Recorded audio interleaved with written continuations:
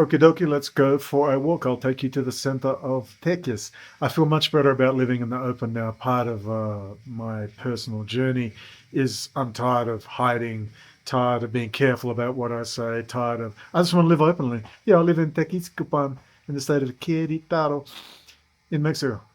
And go fuck yourself.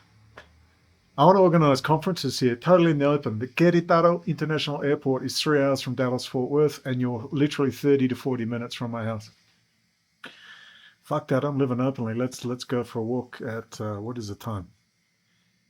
It's the 5th. It's the 5th of December at 6:19 p.m. Let's go to the center of town, where the church is. Bells, the bells. There's my favorite cafe, Cafe Chocolate, although I hardly go there anymore. So, head towards the center, lots of hotels, lots of restaurants, and I'll show you a little of Mexico. This is Tequisquiapan in Querétaro. As you can see, the Osmo action, low light capability, and there we have.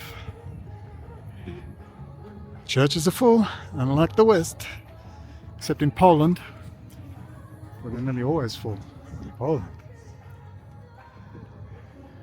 So, restaurants. You got to launder your drug money somehow. No, not all drug money laundering, but an awful lot of. That's the same all over the world. There's some really nice restaurants here. Take your pick. Let's twist that around. Twist around, damn it. There we go. So obviously church is still a big part of Mexican life, unlike in the West. And they've got their mix of Masonic, this huge Masonic, very powerful in here in Querétaro.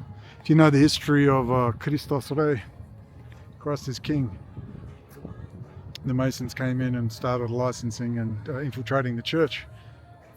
And in the 1930s, God bless them, the peasants rose up.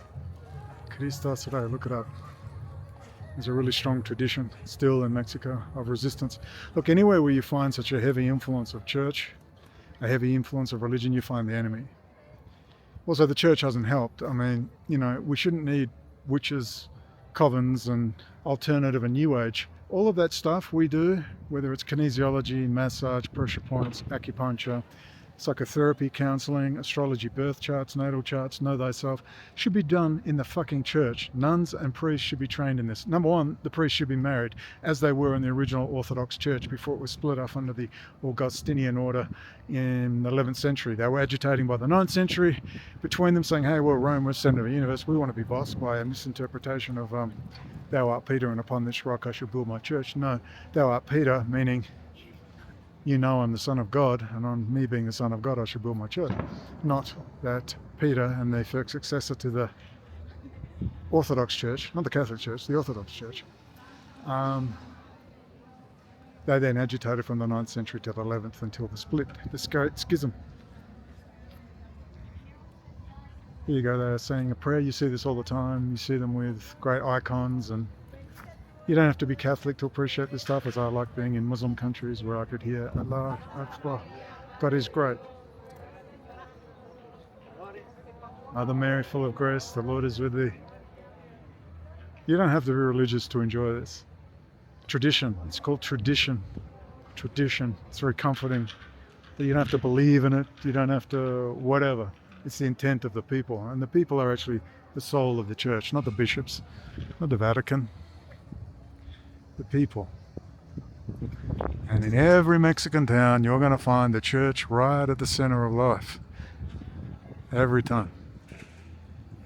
It's ultra conservative here in Querétaro, just the way I like it. Even though I'm pretty liberal. That's the funny thing. I'm a liberal person. Just do whatever you want. Just don't put it on me, and don't try to subterfuge my government or subterfuge my local council or subterfuge my effing church. But let's blame the church, because they have done many, many, many things wrong. Like I said, the new age is the old age. The church should be doing healing. We are the living stones of the church, the living stones. We are the temple by the grace of the Holy Spirit. If you've never experienced the grace of the Holy Spirit, I'm not just saying feeling nice or feeling good. I'm talking a profound experience of the Godhead. That is what we are all looking for, and it's hard when the priests have no idea what it is, never had it. Half of them are pedos, closet homosexuals, and God knows what. Some of them well-meaning. And maybe you have to go to a monastic order before you'll find it. Even there, they can be a bit fuzzy about it. It's a funny old world.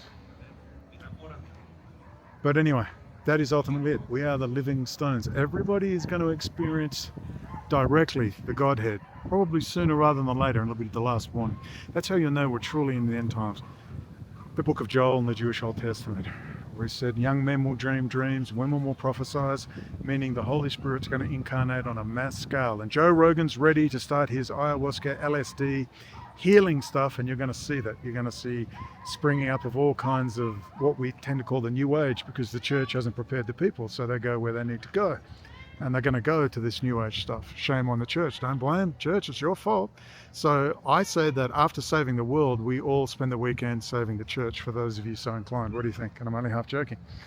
But the church could be preparing people for the book of Joel, the first unfolding, because when that mass experience of the Godhead occurs, when the indwelling of the Holy Spirit happens over on a large scale, no one is going to work, because it is so beautiful. So you are changed forever. You can't go to work. You can't relate to anyone. It's the end of marriages, the end of everything. It's going to be shattering. Maybe Elon Musk will have the robots ready for us. What do you think? Yeah, that's how you know, Book of Joel. So again, they'll be ready to go with their popular culture. And like I said, Joe Rogan will have his special places set up in Mexico and in Bali and exotic, and you'll go to have rebirthing ceremonies. And I'm not going to knock it. If someone gets a lot out of it, I'm not going to knock it. But that's the church's job. You're meant to go in there to be reborn. Go to an Orthodox service, and it's dark and there's candles. You're meant to go, you're back in the womb. And then you are meant to re-emerge, born again. Christos veskresi. Christos anesti. Christ is risen. What does it mean? It just means hope. 3 days on the cross. Dying, staring to the existential abyss. The terror, the void, as Mary Louise von Franz, Jungian friend of Jung, would say. The terror, the void, the abyss of complete loneliness. And that is what we all have to face. Our childhood stuff, just being incarnated into this world, and mummy and daddy issues, trying not to project them onto everything else. Where's the popular culture? We need a popular culture. Less algebra, less chemistry, more know thyself, please. And yeah, otherwise people like a Joe Rogan are going to set up their little getaways, and you'll hang out and you'll become a pacifist, and you won't fight, and you'll just think positive thoughts. And yeah, man, well, Brendon, I don't want to be involved in politics or a fight. You do it your way. I'm transforming myself via my inner experience. And I say, oh, fine. And then when someone comes and robs you and cuts your fucking throat and takes your wallets, I say, well, I hope you didn't struggle. Well, you don't struggle, bro. Don't struggle. Oh, he's killing your wife. Oh, well, such is life. You meditate, bro, and do it on an inner. There's a time for inner and there's a time for outer. And it's knowing when the difference is. All right, here it is, Tequisquiapan. This is the town square, and you will find these town squares in every single pueblo village in Mexico. And the church is still strong. For now.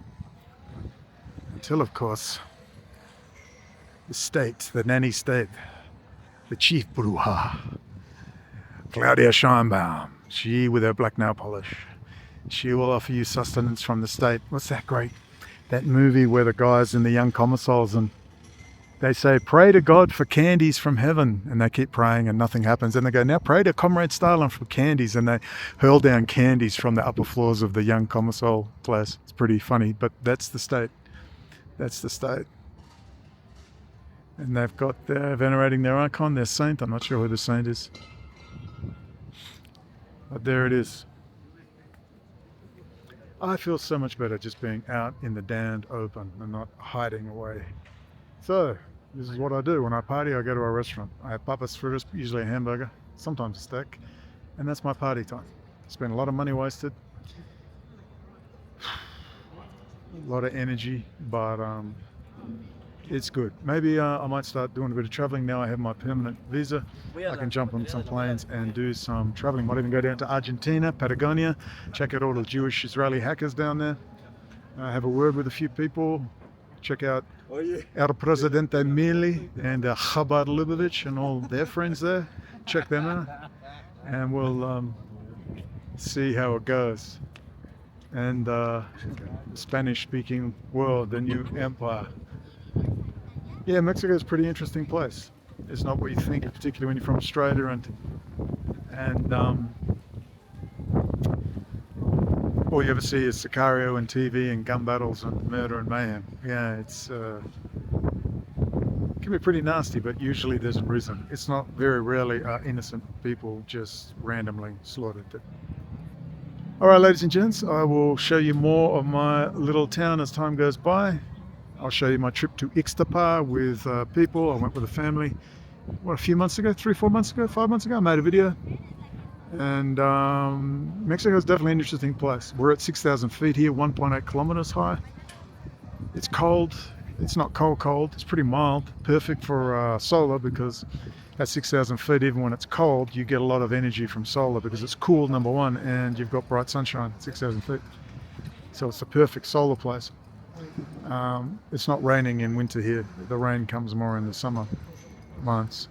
But it's been pretty dry here a while. I mean, I came here and it was floods. Freaking floods. All right. Well, we'll talk again soon. I'm going to finish my little walk and head on back. And we shall speak again soon. And God willing, with this change in energy and these massive retrogrades and Pluto and Aquarius, we'll get some work done. And there it is, the finest coffee in Tequisquiapan, and chocolate. It's a really good place. See some people I know in there. I've been there for a long time. But you will get your grande americano con leche almendra. Gracias. Of course, manzana combo. Of course. No, too soft.